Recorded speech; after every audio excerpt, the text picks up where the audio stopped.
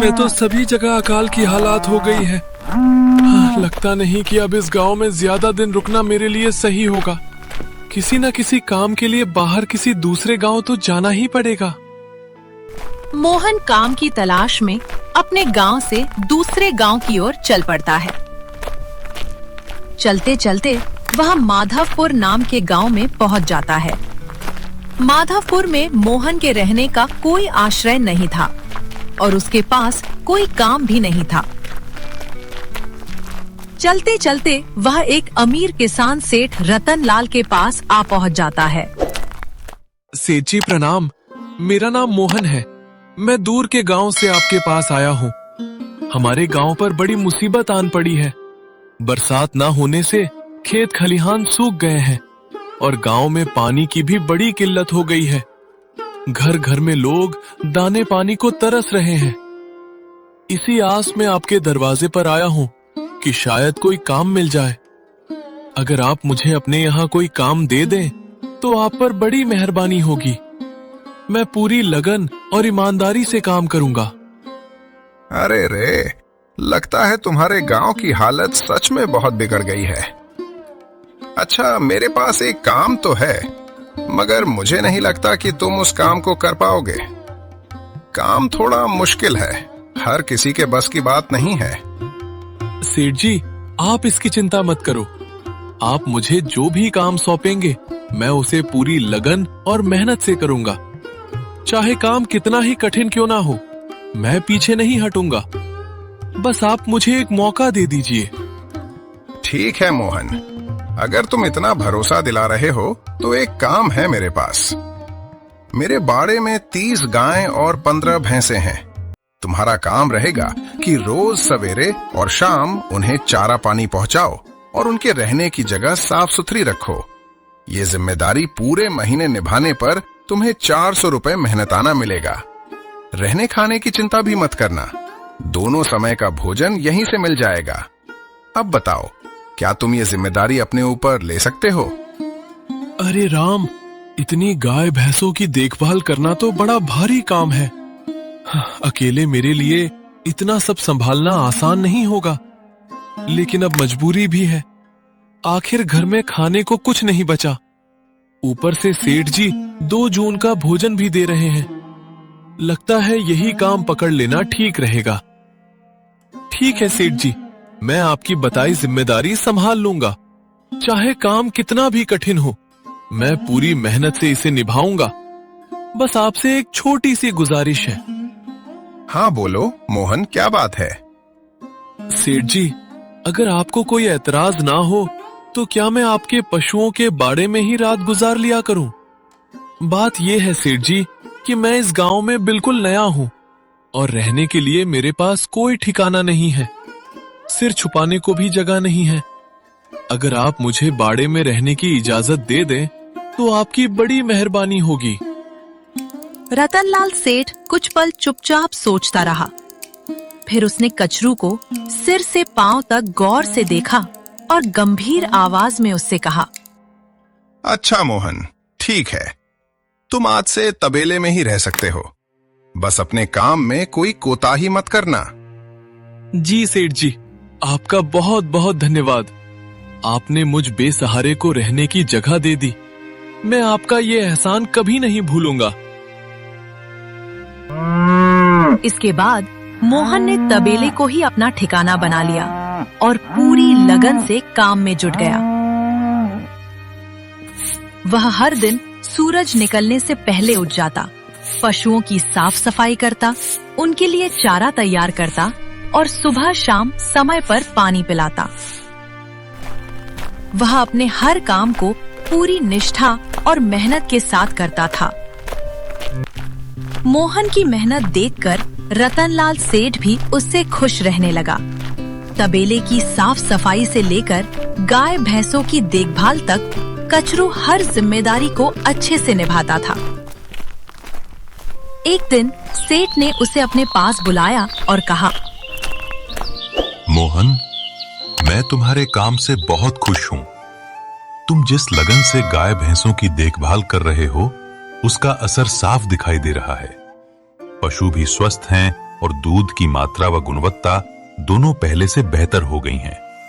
तुम्हारी मेहनत को देखते हुए मैंने तुम्हारी मजदूरी बढ़ाने का फैसला किया है। अब से तुम्हें महीने के 700 रुपए मिला करेंगे। सेठ जी, आपका बहुत बहुत आभार।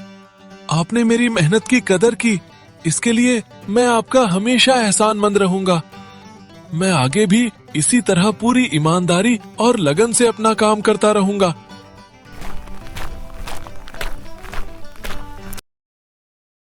समय धीरे धीरे बीतता गया और मोहन पूरी निष्ठा के साथ रतनलाल सेठ के यहाँ काम करता रहा। उसकी मेहनत और ईमानदारी में कभी कमी नहीं आई। थोड़े ही समय में उसने अपनी कमाई में से काफी पैसे बचा लिए। अब उसके पास इतना धन इकट्ठा हो गया था कि उसने गांव से थोड़ी दूर अपने रहने के लिए एक छोटी सी कुटिया बनवा ली। मोहन को अपना खुद का ठिकाना मिल गया और वह पहले से कहीं ज्यादा खुश रहने लगा। अरे बाप रे, इतने दिन तबेले में सोते सोते तो लगता है गोबर की गंध नाक में ही बस गई है। अब जाकर अपने घर में चैन की नींद नसीब होगी। कम से कम रात को आराम से सो तो पाऊंगा।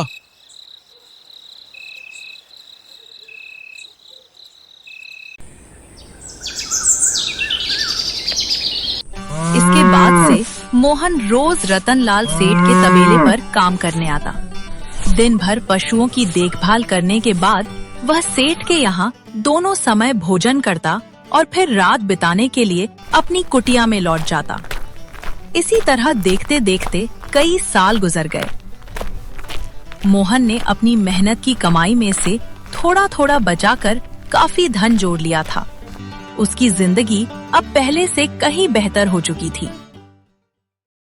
एक दिन मोहन ने सेठ के पास जाकर कहा, सेठ जी, इन दिनों गांव में चोरी चकारी की खबरें कुछ ज्यादा ही सुनने को मिल रही हैं। मैंने भी बड़ी मेहनत से कुछ रुपए जोड़कर घर में रखे हैं, मगर अब उनकी सुरक्षा को लेकर मन घबराता रहता है। आप तो जानते ही हैं, मैं दिन भर आपके तबेले में रहता हूँ और रात को ही अपनी कुटिया में जाता हूँ। ऐसे में डर लगा रहता है कि कहीं मेरी गैर मौजूदगी में कोई घर में घुसकर मेरी जमा पूंजी ना ले जाए। हाँ मोहन, तुम्हारी बात में दम है। आजकल गांव में चोरी की वारदातें कुछ ज्यादा ही बढ़ गई हैं। ऊपर से तुम सुबह से शाम तक मेरे तबेले पर रहते हो, तो तुम्हारी कुटिया ज्यादातर समय सूनी पड़ी रहती है। ऐसे में वहां रखे रुपयों पर चोरों की नजर पड़ने का डर तो बना ही रहेगा।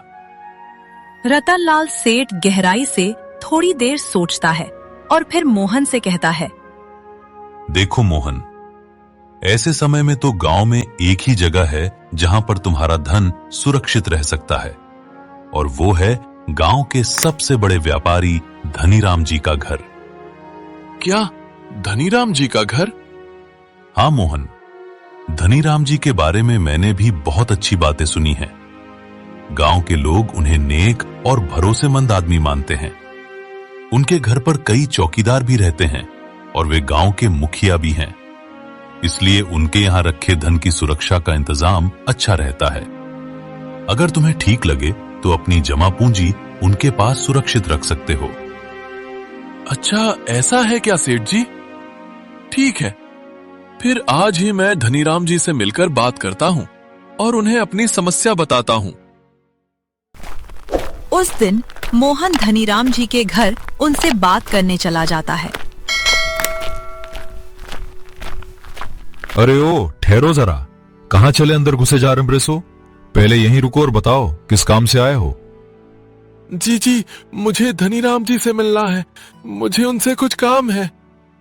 ठहरो, तुम्हें क्या काम है? बिना बताए सीधे अंदर जाने की इजाजत नहीं है। जी, मुझे कुछ पैसे धनीराम जी के पास रखवाने थे। बस यही काम के लिए आया था मैं। अच्छा ठीक है, तुम अंदर जा सकते हो। नमस्ते धनीराम जी, मेरा नाम मोहन है। मैं रतनलाल सेठ के यहाँ काम करता हूँ। कुछ साल पहले ही मैं पास के रियावन गांव से यहाँ आकर बसा था। उसी दिन से सेठ जी के यहाँ मेहनत मजदूरी करके अपना गुजारा चला रहा हूँ। अच्छा मोहन, बोलो, तुम्हारा क्या काम है मेरे पास? धनीराम जी, मैं कई सालों से रतनलाल लाल सेठ जी के पास काम कर रहा हूँ और मैंने कुछ धन भी जमा कर लिया है। पर बात यह है कि गांव में आजकल चोरी की समस्या बहुत बढ़ गई है, तो मुझे अपने रुपए घर में रखने से डर लग रहा है। अच्छा, कितने रुपए जमा करने हैं तुम्हें? धनीराम जी, यही कोई 5,000 रुपए होंगे मेरे पास। अरे वाह, ये तो बड़ी रकम है। मैंने आपकी ईमानदारी और भरोसेमंद होने के बारे में लोगों से बहुत सुना है। इसी भरोसे के चलते मैं अपनी कुछ रकम कुछ समय के लिए आपके पास सुरक्षित रखना चाहता हूँ। हाँ मोहन, तुमने बिल्कुल सही सुना है। तुम्हारी रकम मेरे पास पूरी तरह सुरक्षित रहेगी। अब तुम बिल्कुल चिंता मत करो, मुझ पर भरोसा रखो, मैं सब कुछ संभाल लूंगा। मोहन अपने पैसों की थैली जमींदार को दे देता है। ये पूरे 5,000 रुपए हैं। आप गिनकर देख लीजिए सेठ जी। गिनने की क्या जरूरत है भाई, तुम तो रतनलाल सेठ के आदमी हो, मुझे तुम पर पूरा भरोसा है।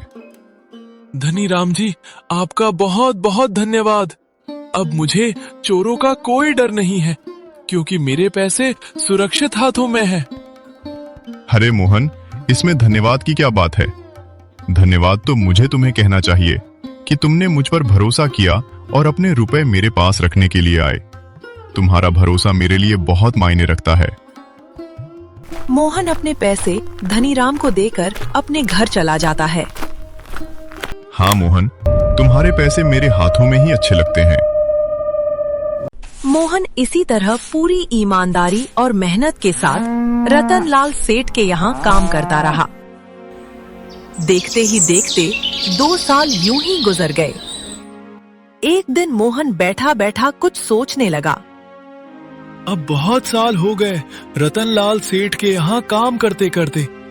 सेठ जी अच्छे आदमी हैं, पर अब सोचता हूँ अपनी जमीन लेकर खुद मेहनत करूं। मेरे पास जो थोड़े पैसे हैं और जो धनीराम जी के पास रखे हैं, सब जोड़कर जमीन खरीद लूंगा। बस आज ही धनीराम जी के पास जाकर अपने रुपए वापस मांगता हूँ।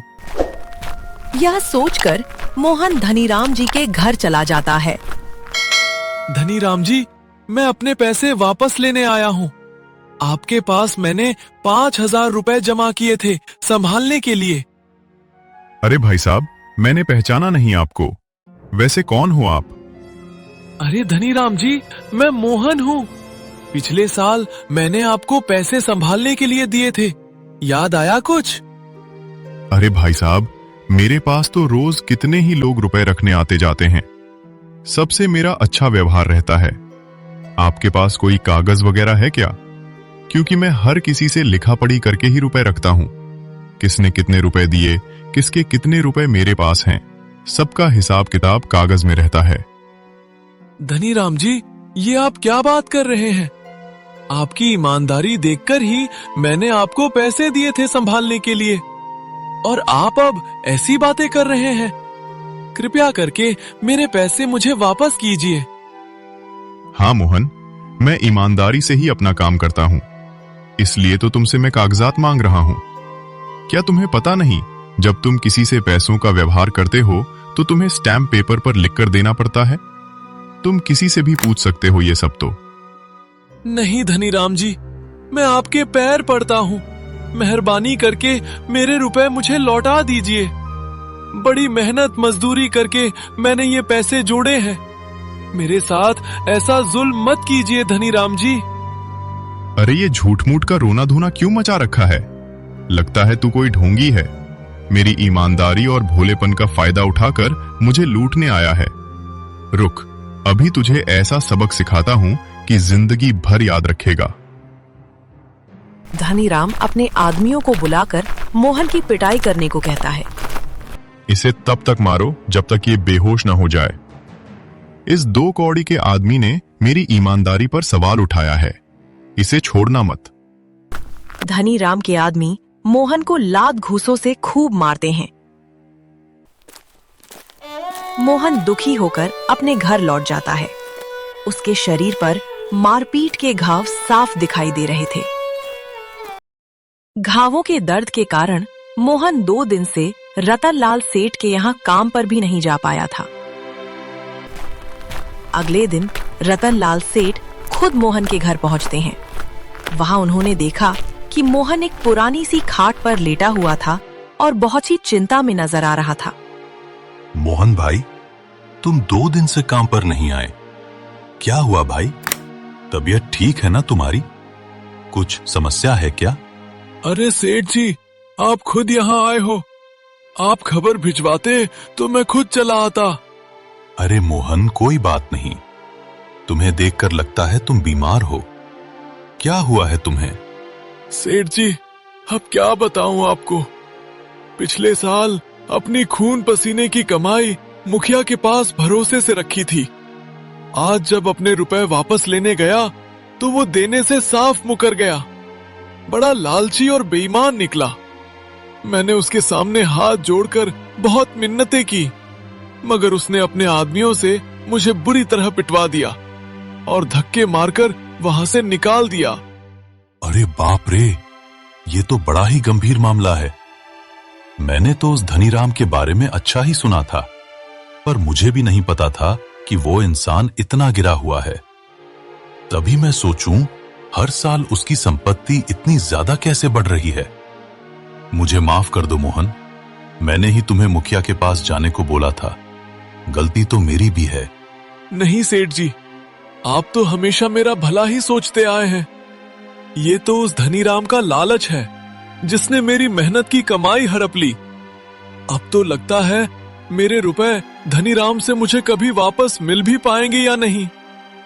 मोहन, मेरे पास एक तरकीब है जिससे मैं तुम्हारे पैसे तुम्हें वापस दिला सकता हूं। रतनलाल सेठ मोहन को सारी तरकीब बताता है। ठीक है सेठ जी, हे भगवान, ये तरकीब कामयाब होने दीजिएगा। अगले दिन रतनलाल सेठ बहुत सारे पैसों को एक बैग में भरकर खुद मुखिया के घर जाता है। अरे रतनलाल जी, आज आप खुद हमारे घर कैसे आ गए? बताइए, इस गरीब की झोपड़ी में आने का कैसे कष्ट किया? हमारे तो बड़े भाग हैं कि आप जैसे बड़े आदमी के चरण हमारे घर पड़े। नमस्ते मुखिया जी। अरे मुखिया जी, आप तो मुझे शर्मिंदा कर रहे हैं। दरअसल मैं कुछ महीनों के लिए दूसरे शहर में व्यापार करने जा रहा हूं। मेरे पास करीब 1 लाख रुपए हैं, लेकिन डर लगा रहता है कि कहीं रास्ते में या यहां चोरी ना हो जाए। अगर आप मेरे ये सारे रुपए अपने पास सुरक्षित रख लें तो बड़ी मेहरबानी होगी। इस गांव में आपके अलावा मुझे किसी और पर इतना भरोसा नहीं है। अरे रतनलाल जी, ये भी कोई पूछने की बात है? मेरे पास आपके पैसे बिल्कुल सुरक्षित रहेंगे। आप निश्चित होकर व्यापार करने जा सकते हैं। इस बार तो बड़ी मछली हाथ लगी है। बार बार ऐसा मौका नहीं मिलता। भारी माल हाथ में लगने वाला है। तभी वहां पर मोहन आ जाता है। अरे मोहन, अच्छा हुआ तुम आ गए। मैं तो खुद तुम्हारे पास आने वाला था। उस दिन तुम्हें पहचान नहीं पाया, उसके लिए मुझे माफ कर देना। इतने सारे लोग मेरे पास आते जाते हैं, इसलिए कभी कभी पहचानने में थोड़ी परेशानी हो जाती है। लेकिन मैं अपनी बात का पक्का आदमी हूं। तुम जरा रुको, मैं तुम्हारे सारे रुपए अभी लेकर आता हूं।